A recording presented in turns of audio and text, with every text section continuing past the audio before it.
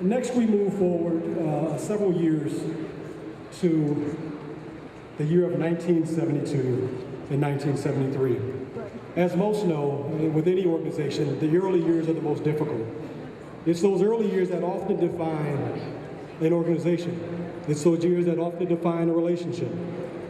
And our next speaker was at the head during a very important time of the National Black Law Students Association.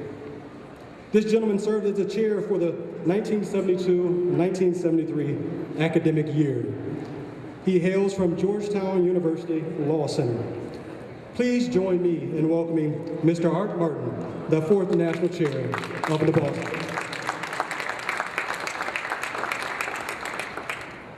Before I begin, I just want to say I am extremely proud of what you've done here. This is unbelievable, it's professional, it's engaging, and I'm sorry we didn't have something like that, but when I explain to you why, you'll know. Mr. Pickett was supposed to be here tonight, and Bob contracted the flu, and he sends his best wishes and congratulations.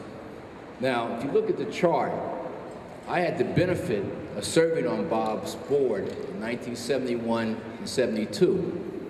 1972-73, I was national chairman. So I had an opportunity to see an evolution of 2 years. I could stay here all night and talk to you about those early days of BLSA. A few weeks ago, I turned 60. And when I received the invitation, I recognized that some of you weren't even born when I was national chairman.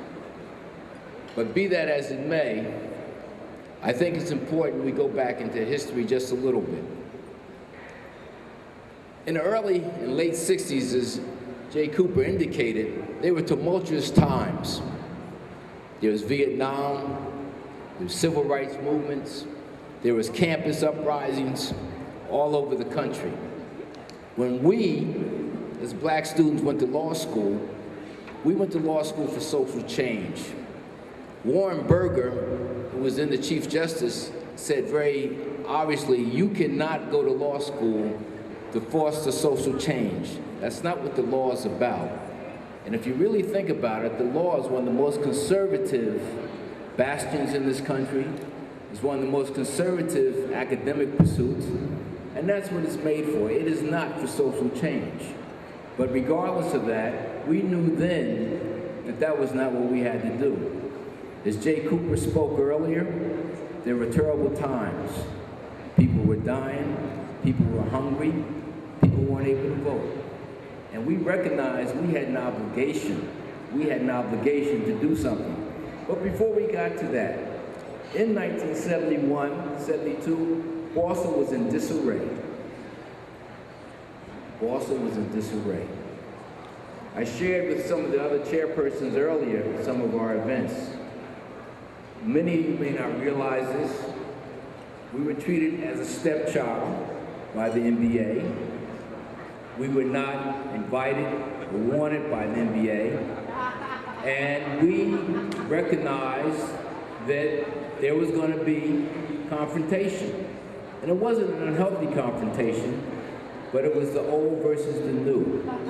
And back in those days, and again, you would not know this, we were coming, and we were coming differently. We weren't going to the conventions to have a party. We were going to conventions to affect change. And we basically said, and I share this with you, in Atlanta in 1971, Bob Pickett and the rest of the board took over the stage at the NBA convention. Police were called to remove him from the stage. And at the time, we told the NBA, we're coming. And we will be the NBA. And we will change the circumstance. And that's what we had to do. You're not much different than what we were. And you have to understand that. We had Vietnam, you have Iraq and Afghanistan. We had the civil rights movement, you have a movement now. Think about it.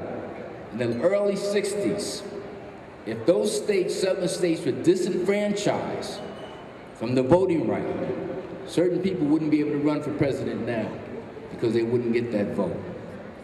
What you have to understand And it's all right, and I don't know what you want to do with your future, but it's all right to make money. It's all right to be successful.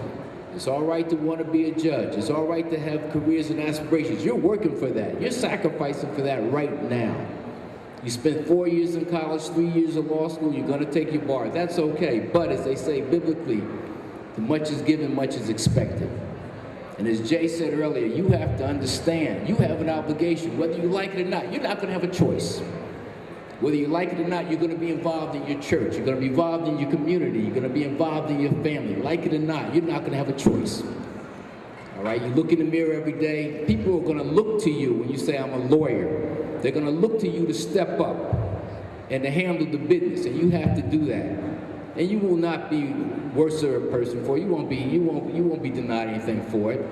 You'll be better for it, and you'll feel good about it.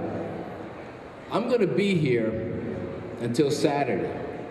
And I'm giving an open invitation that if anybody sees me, you want to stop and talk about what happened and what was going on with Boston, I avail myself to you. But I'm going to end in this way. I'm going to quote James Brown. I'm black and I'm proud. Open up the door and I get it myself. And on a final note, I'm going to quote Nina Simone. To be young, gifted, and black. I want you to understand, this is your time.